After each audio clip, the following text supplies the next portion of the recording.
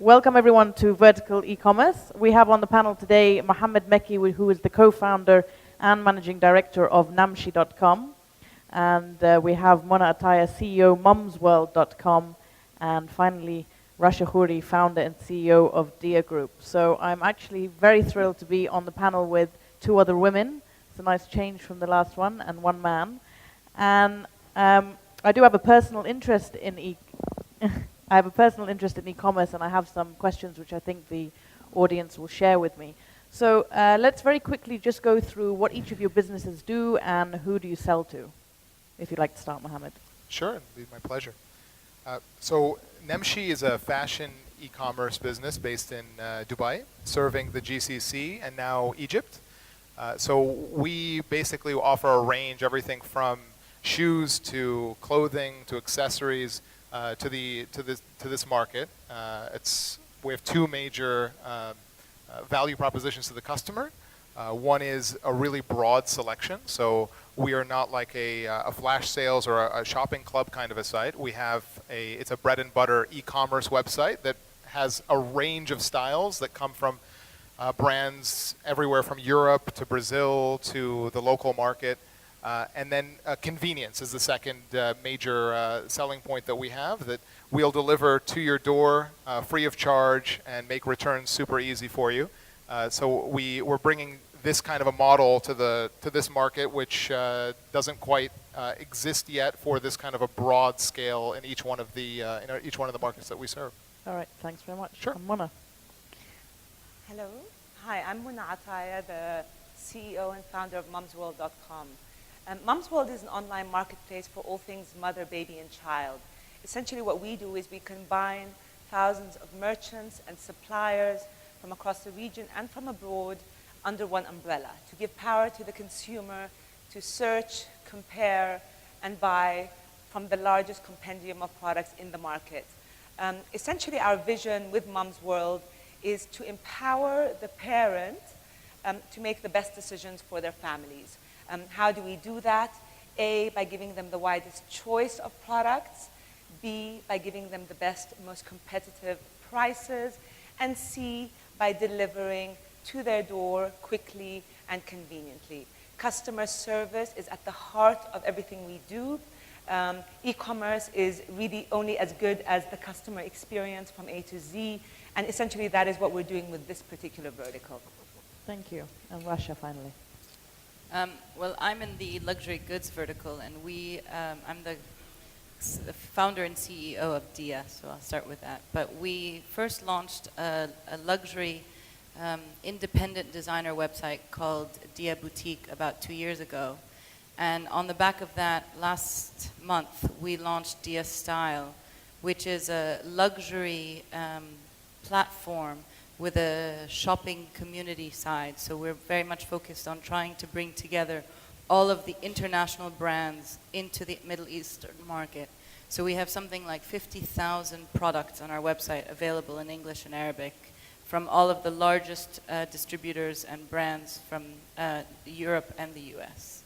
So slightly different positioning than the others. We're focused very much on the high-end side of the market. Okay, very interesting range there. So what I want to talk about today is logistics. I want to talk about payment gateways.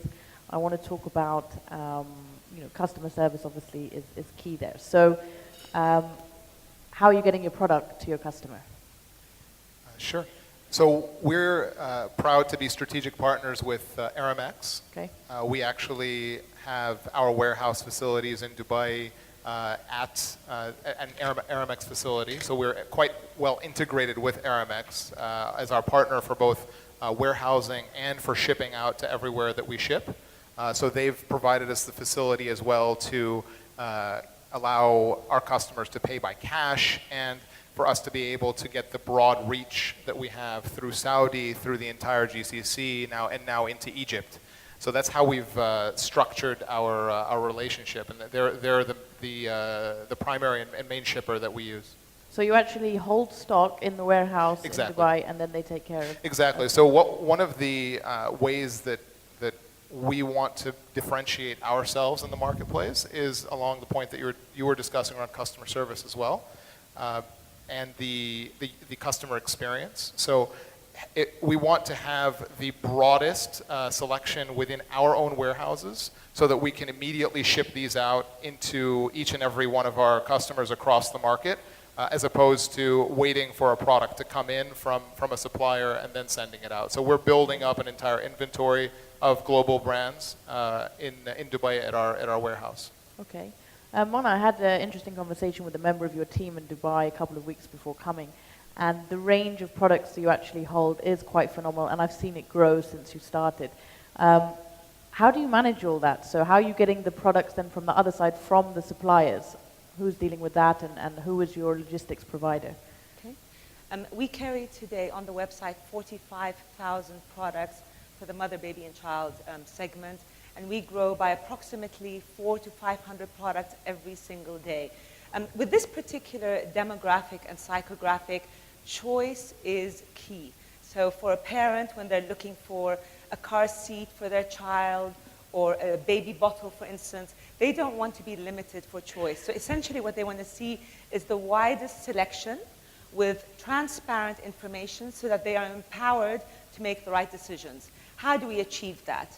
We work with distributors and retailers across the region and abroad. With the distributors, we work on a drop ship basis for approximately 70% of the product. The 30% of the products that move very, very fast, we carry in stock.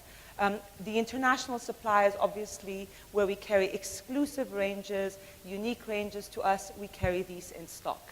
Our delivery locally, and when I say locally, we have operational hubs in Saudi Arabia and in the UAE.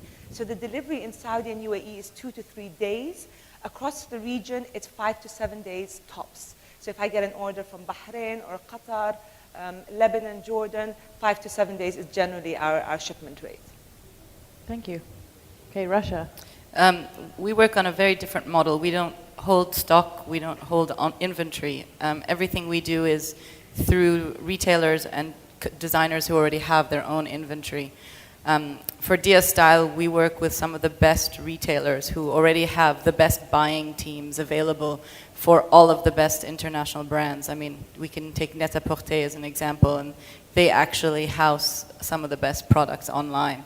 So we work very closely with them, and we offer all of those products to the Middle Eastern market in English and in Arabic. So we're actually giving access to the Middle Eastern market, the Arabic version of these products. So it's much more seasonal, exclusive products that are available.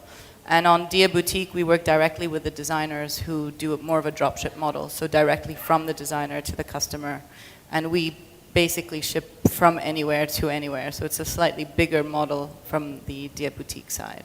So we are not holding any inventory, although we do have an element of customer service where we offer the ability for anyone on Dia Style to call a stylist, and we're there to help them and handhold them through the purchase and the process and the return and everything. That's very, very interesting. Okay, and now the second biggest problem, which is the payment gateway. So if we can stay with you, Rasha, do you have your payment gateway based in the Middle East? Is it abroad? How does it work? We actually are using, for Dia Boutique, we're a UK-based company, and we're actually using a payment gateway process in the UK. Which I believe is probably easier. Which is easier, yeah. It's you sort of register online, sign up, and in about a day it's online.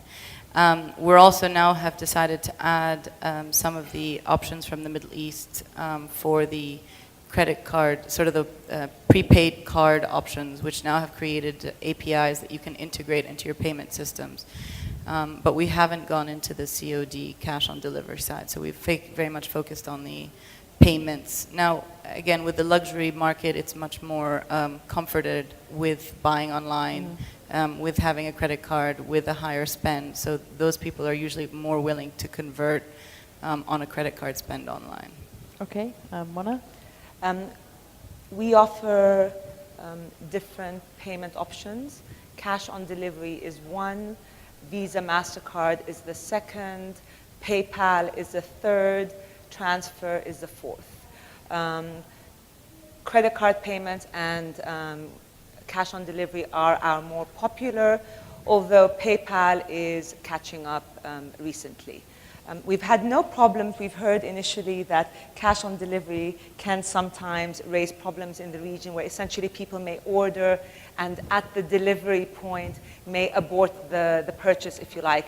We have not, to date, had that experience. And perhaps the reason why we haven't had that experience is our particular, again, our demographic is very unique. So when that parent is making the purchase, we qualify the purchase either by phone or by email, so we're certain that that purchase is in essence legitimate, and that's when we fulfill the order. Okay, and yourself, Mohammed, did you have to set up a payment gateway in Dubai? And if so, how did you do that?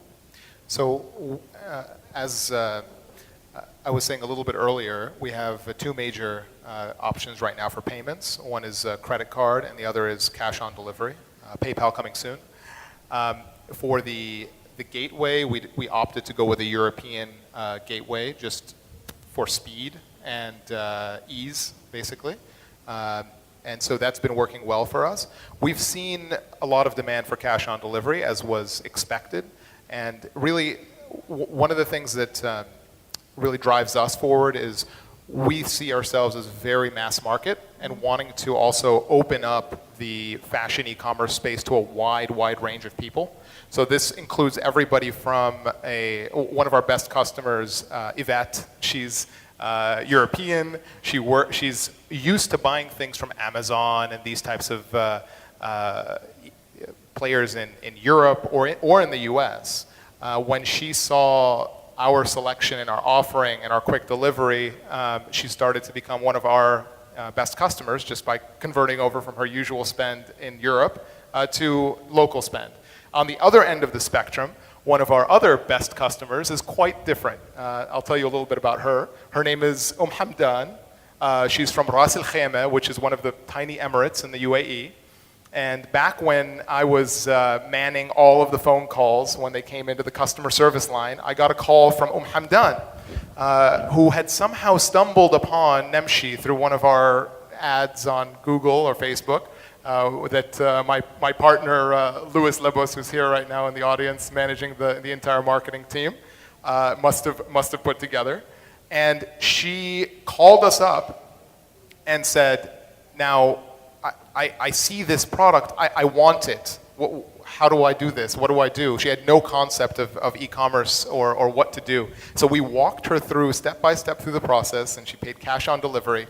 And now there isn't a week where we don't see an order from Hamdan, right, that we're shipping out, and she's become one of our actually best customers. So it ranges everything from Yvette, who used to buy from Europe, to now Hamdan and a lot of people like her who aren't used to ever buying online or didn't have that experience before. Interesting, thank you. So, you're based in England, you have a European payment gateway, we have Bank Audi as a key sponsor at this event. I wonder if there are any bankers in the audience that might want to address this later in the questions, because I think this is something that might be holding a lot of e-commerce back potentially, but we'll get to that later. Let me put my advertising hat on for a moment, because I'm here under Ogilvy One. You have very interesting audiences for a lot of clients that agencies have. You have a transactional audience. You have, the mother and baby segment is key. From our research, we find that people are at their most vulnerable to being marketed to at that stage. The luxury segment also very desirable for the Middle East. And still fashion in general, one of those things everyone wants to get their hands on. So I want to ask you all about customer segmentation. I want to ask you about some trends. Just give us some inside figures on what you're seeing going on your platforms. And also perhaps a bit about, how are you measuring that? Do you use an external company to do customer segmentation? Do you do it in-house? What goes on there? If we could start with Mona. Customer segmentation, we cater to the mother, primarily, or the parent, who has children from the age of 0 to 12. The mother, and particularly the first-time mother, is probably the single most information-hungry and impressionable target out there. She's essentially the consumer who has the most to lose by making the wrong purchase decision. So because of that, what she does is she's online, she's searching, she's researching, she's understanding, so that she can make that decision on what's the right thing, the safe thing, the value for money product to buy for her children. Because the first-time mother's psychographic is very different than the second-time mother, and because the mother who has children from the age of 0 to 2 is very different from the mother who has a child from 2 to 4, we segment based on age. I will share a couple of statistics that are very relevant. According to Nielsen, 68% of purchase decisions are made by mothers in the period 3 months prenatally to 3 months postnatally. That means that if you capture that mother at that very critical, impressionable period, you've essentially got her for at least the first 2 years of the child's life. And in essence, 78% of the products that she selected will stay with her for the first 2 years. That's hugely powerful. So what that means for us as a playing field is as long as we can talk to that demographic and that psychographic using her tonality, using her language, and giving her the product that she seeks in a comprehensive fashion with transparent and complete information, we have essentially caught that consumer for an extended period of time. And really that's what makes our particular proposition a very compelling and important one. Thank you. Okay, Rasha. Well, I'll start with a statistic because I think the luxury goods market in the Middle East is about $7 billion. So I think right now the amount of that spent online is very small. But what we do know is websites like Net-a-Porter already make around 8% of their sales in the Middle East. Matches said that their e-commerce in the Middle East is growing by about 300%, and the numbers are continuing in the triple digits. So we know that this is a market that is very excited to be online and has never been targeted. So it is a very large opportunity to be looking into. Are you able to tell through perhaps your associated marketing activities if the people are the gender of the people, maybe a man is buying a gift for his wife, maybe it's jewelry or something, and perhaps the ages or any associated interest or behavioral data that they might have? Well, Dia Style has a whole community aspect to it. So there's a whole, what we call play and talk with fashion. And so you have to register and sign up. What's interesting is a lot of people sign up as men and with fake names. So your data is a little bit skewed, but we do know that it's sort of the 25 to 35-year-old female coming in. So it's a bit skewed, but we know that it's primarily driven by women rather than sort of men buying gifts, but it's more women. What we do see is women using men's credit cards, though, their husband's cards, to buy gifts for themselves. Interesting. Okay. Mohammed, can you tell me about some segmentation with regards to repeat purchases? How do you measure that? Are you actively pushing to your high-value customers? You're able to identify who those are? Yep. Well, Hamdan. Yes. Right.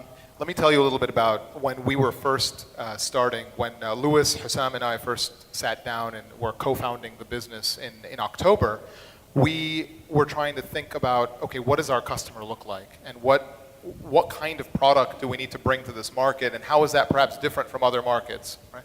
So our initial impression, especially about a Dubai, UAE, and Gulf-wide market, is that it's more upscale, like brand conscious and looking for things that are perhaps more expensive than you would find in other markets. So what we did is that we actually made a couple of our very first purchases that we made and brought into inventory have unfortunately been ones that have been the worst purchases that we made in terms of sell-through. What we found to be very much popular with a broad segment, since we see ourselves as really targeting a mass market for e-commerce, is a very well-priced product that does not even necessarily need to be recognized at all. In fact, we've brought in just private label, completely unknown shoes to our site and has become one of our top sellers. So these types of findings actually were pretty shocking to us. We were convinced of our own perspective of the market, and then once we actually had these tests and actually trying to market across Google, across Facebook, and see what trickles through in a mass market kind of a way, we found that that things that are competitively priced, obviously meeting the local taste and everything, had much more success than perhaps a known brand. Okay. How many people access your sites on mobile? Do you have those figures, any of you? Yeah, we have that figure. Okay, how much percentage? None. We haven't started mobile yet. Okay, but people aren't browsing the site and it's still coming up. People aren't trying to type it in, or you don't know. I mean, rather than having a mobile optimized site, they can still access your site perhaps on a mobile. We haven't focused on mobile yet, so we're not really studying it at this stage. Having said that, though, mobile is imperative. It's very important for an e-commerce play to get down that route and to do it right. And it's not a trickle effect. It's not the haphazard assessment and analysis. You really need to, once you've decided to go mobile, you need to do it fully fledged and correctly.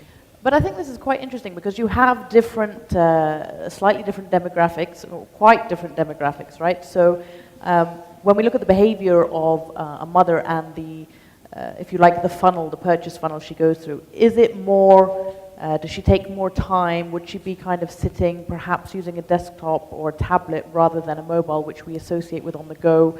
When we look at luxury consumers, we see a lot of rich media things that could go on there, which is perfect for the mobile, maybe some AR, something else. And then when we come to Namshi products, I've often found myself at the last minute, I'm suddenly going out, I need something, obviously the delivery is not that quick, but or something comes up, so perhaps I might be more inclined as I'm going through the day just to flick through things. So I think when we look at the behavior of each of your audience, it might give us a clue into what to do. Do you have people visiting from the mobile? Yeah, I mean, we definitely have people who are visiting from tablets and making purchases through that. That's actually growing quite a bit, and we through just our normal site. So similarly, we don't have any special interface now, apps or programs for mobile or for tablets. But the indications so far are that people are, especially for lifestyle type purchases, as you said, enjoy to sit back and maybe use a tablet or perhaps a mobile device in order to find a product when they're free to be able to make a purchase. And they've actually completed the transaction on the tablet. Very interesting. And what about yourself, Rasha? What has your experience been? Again, we're sort of seeing, but for us, it's been much more, we've been looking at it much more, as Mona has, more in the future. And I think what's interesting about what you've been saying is actually trying to say a tablet is much more of you're sitting on the couch and the TV's on, but then you start to read the content side or the sort of getting the review side of what the products are about rather than the direct consumer to purchase. While on the mobile phone, it's much more, oh, I'm out, I saw this really cool dress, but they didn't have my size. Let me check if Dia Style has it, and then I can go order it right there, and then I've got it right there. So I think there is a different activity for each kind of mobile application that we can do, or mobile browsing that can be done. And so with Mona, we're sort of in that phase of trying to understand our customer better to make sure that we offer the best thing to that. But we're seeing definitely the traffic to the site is mobile, and we see it growing a bit more and more, BlackBerry and Android and iPhone. So. Okay, so the final question I'm going to ask before I give it to the floor for questions. I'm sure all of you are doing some social outreach. I've seen Mom's World on the Facebook page seems to be very heavily trafficked. I see your ads all over the place. That's the And actually, I haven't interacted too much with Dia, but I heard about you a year or two ago.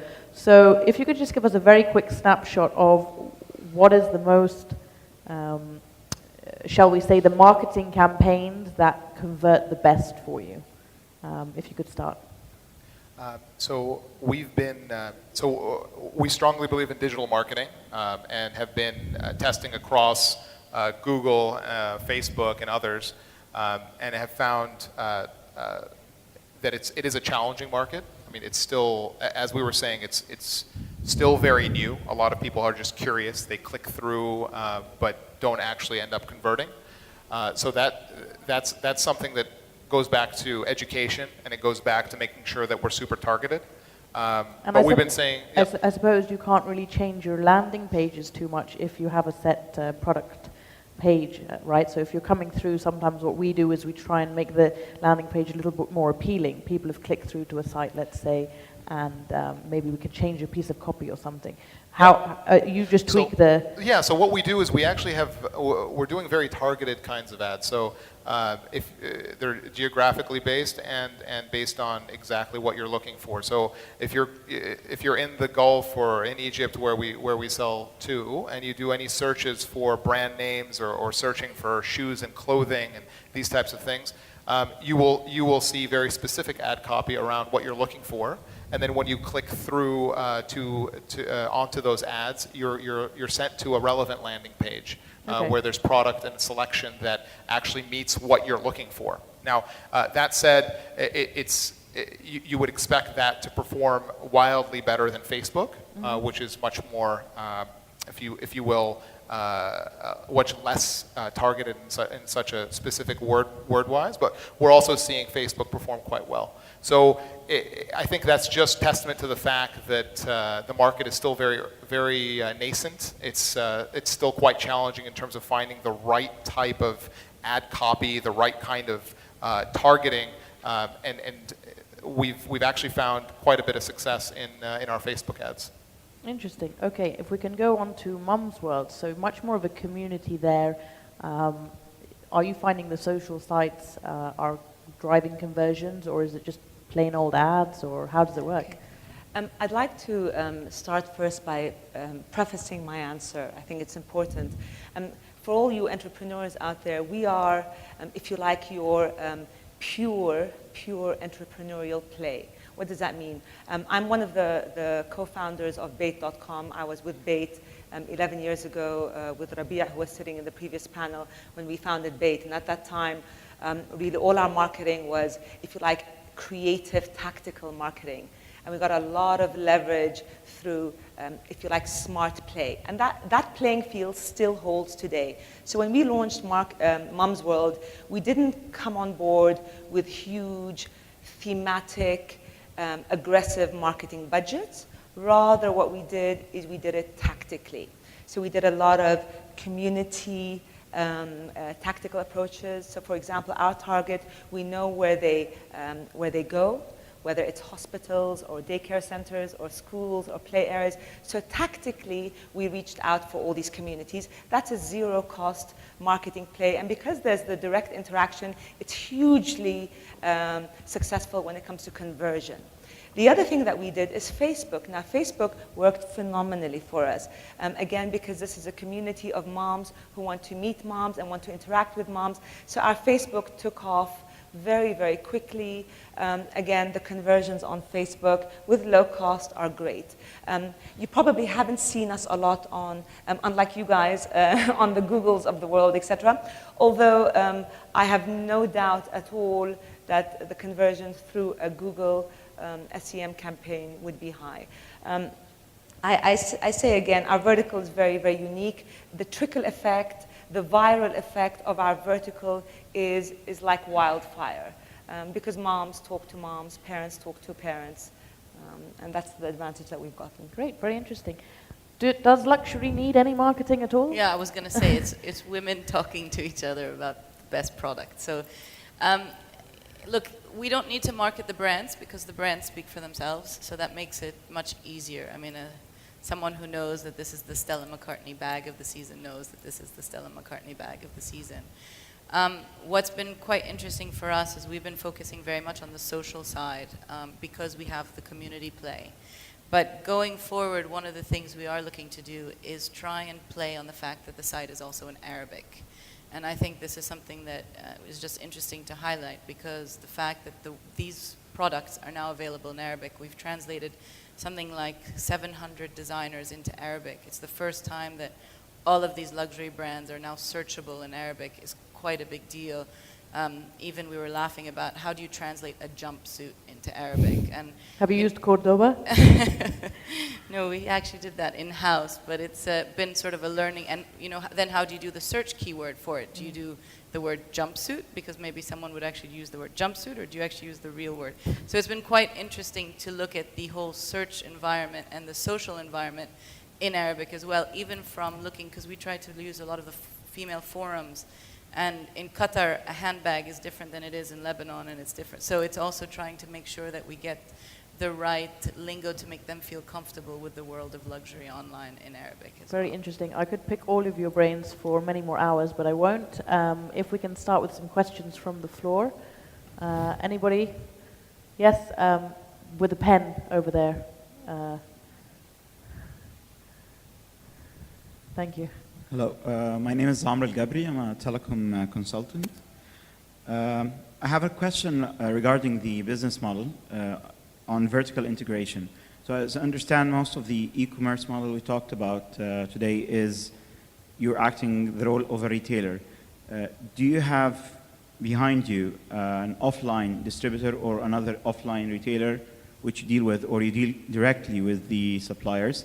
And how do you counter the threat of having a big online retailer acting as a one-stop shop, aggregating all the products, whether through their warehouses or their network? And because most of the startups in front of us are more of niche startups.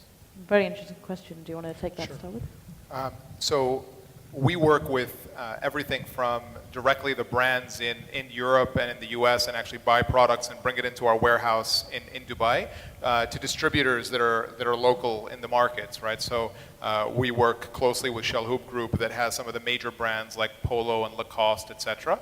We buy from them in Dubai, and we bring it into our warehouse. So we have kind of different models around sourcing. But we, as I was saying earlier, want to have everything in-house and then ship out from there.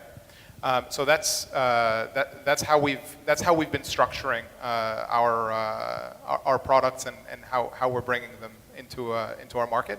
And so there's quite a bit of opportunity there in order to I guess you can really optimize around building strong relationships with local distributors, because that's kind of the easiest first step. But then the real differentiator is like one of our team members went to Brazil and brought on about 40, 50 different Brazilian brands that just don't exist in the GCC market, and made buys from there to bring over to us. So it's kind of there's a lot of different angles to it. It's a great question. Do you have anything to add, Mona? We work on a similar model in the sense that we work with manufacturers, distributors, and retailers. The difference in our model is that when we do go to the principal, let's say, for example, car seats. When you're in a brick and mortar structure, a traditional toy store, you're limited by the buyer and the buyer's budget. So essentially, each buyer is given a budget to buy X number of car seats, X number of toys, X number of beds for the baby, etc. And that's their budget that essentially limits them, and based on a track record. We do it differently. We essentially go to the manufacturer or the distributor, and we say, our job is to empower the parent with the choice. So I don't want one of each, I want the catalog for the season. So I have 20 Chicos, 20 Greycos, 20 Peg Perregos, and the limitation is only the consumer's choice. So really, again, I come back to what I said earlier, it's all about empowerment and transparency of information. So you really do know what's out there in the market. I'm a mother of 3 children.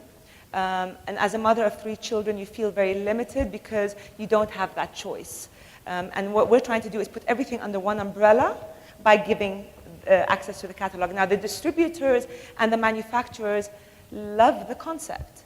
And this is why we've been able to take off with such a large number of products very, very quickly, because they're able to showcase their products to a wider audience and move them much faster. Thank you. Can we have another question? Over there on the left with the red scarf. Hi, Desiree El-Shibir, Endeavor, Lebanon. My question is to three of you is, what has been your biggest headache in setting up those ventures? And as a follow-on question to that, I understand that taxation law is not the greatest when you're dealing with retail that has to deal with returns. So what have been your experiences there, and what are some of the lessons learned? Okay, so biggest headache, shall we start from that end? We've never had a headache. No. I think there are always hurdles at every point. We're very much month by month driven company. We're sort of personally funded and, sort of catching every dollar at every point. So, wherever we can save $100, we're saving $100, but it's sometimes a headache to try and count your pennies. But and then growing at the same time. But I think it's always,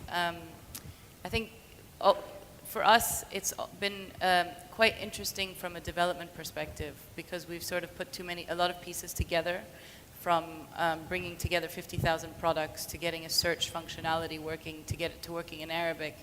And so I think perhaps not a headache, but an exciting hurdle of trying to resolve and to develop was the whole side of taking something that is already accessible in English and bringing it into an Arabic playing field. Thank you. Mona, I'm sure you've faced a lot of obstacles. An e-commerce play is essentially only as good as the execution and the consumer experience. So insofar that you can make the consumer experience from the moment she accesses your website till the time she receives her product in her hand, insofar that you can make that seamless, you've essentially done your job. And any stage thereabout that your experience is not seamless is essentially a potential headache for us.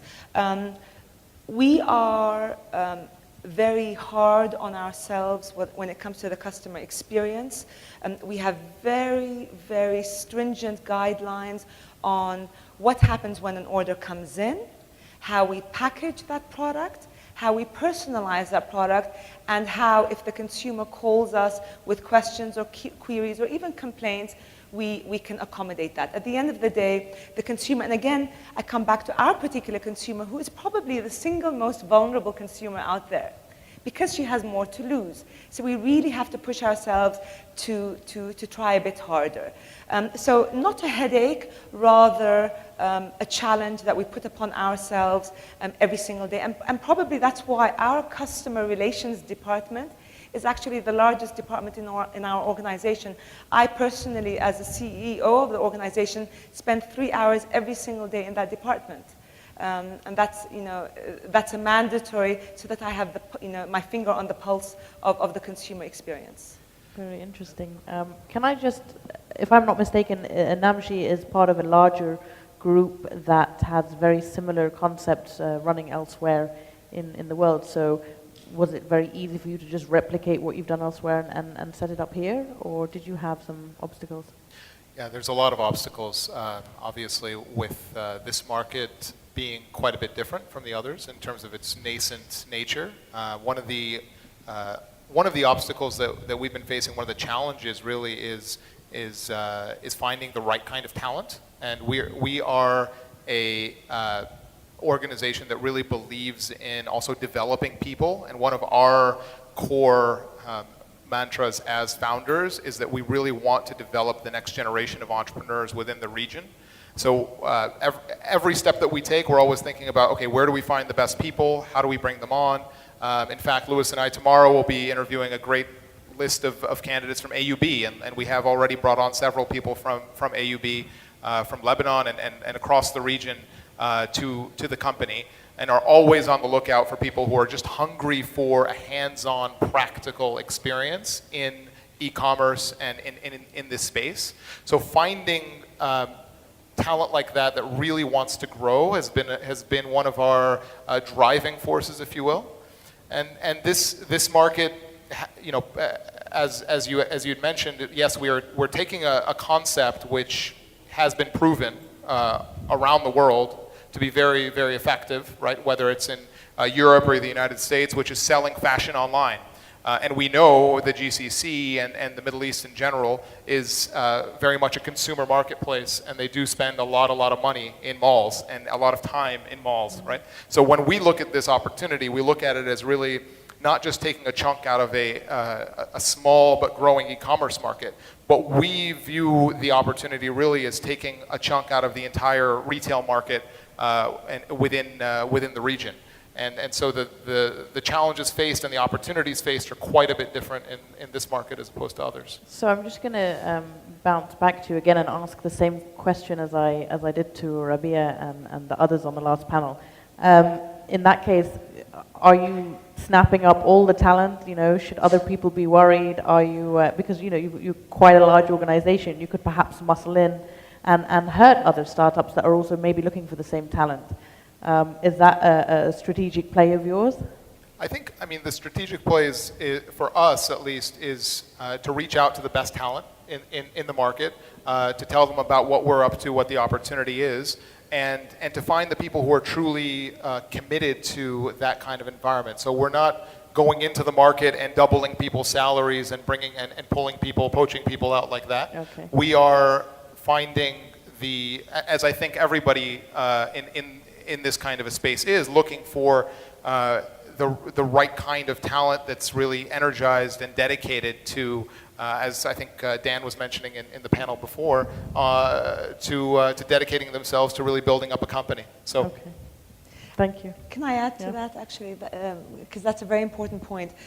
When you look at, again, a pure entrepreneurial play, to a large extent, particularly in the beginning, you rely largely on a vision that you can sell to a leader, essentially, or a fellow entrepreneur. So when you don't have the deep budget, essentially what is driving you to get the better talent or the leaders out there is the vision, and to sell them on that vision, and to empower them to be part of that growth. And really, this is a challenge that I think a lot of us startups face. How do you get the creme de la creme of the talent out there without the deep budgets? And yeah. It's a tough market. Okay, if there's one more question, okay, lady in the back there.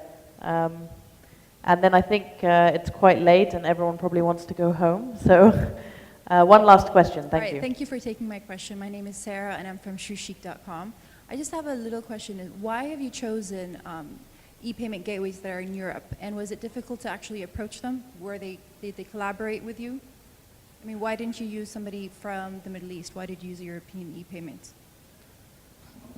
From our perspective, we chose a European gateway just to buy a speed, really. I mean, we had some relationships with one of the gateways in Europe to get us up and running very quickly. So our team came together in October, and by December, we actually had about 30 brands and in our warehouse. We had the website up and running. We were selling, we had marketing going, we had our logistics set up and all of that within that span of time. And it would have taken another couple of months after that to get one of the local players to kind of get everything from the technology to the, you know, all of that together, right? It would have just taken too long. And now that we've launched with them, things are going pretty well. Well, obviously, we're always looking at, payments and what are ways to expand. As I was saying earlier, we're looking at, imminently bringing PayPal to the forefront and perhaps other options for payments. But they were the fastest and the best in the beginning. Were they open to working with the Middle East e-commerce company? Yes. They were. Yeah. They didn't have any restrictions, the fact that you were based in the Middle East? Where's your company is what she's asking. So we had, we are part of a global network of companies as well, so that helped in making that happen. So I can see the potential challenge working with one of these companies without that kind of a track record and back. Okay, thank you. All right. Thank you very much, panelists, for your time today and your expertise. Some really good insights, I think, especially on the marketing and the obstacle side there. Thank you very much, audience, for lasting this long. That's been the end of e-commerce.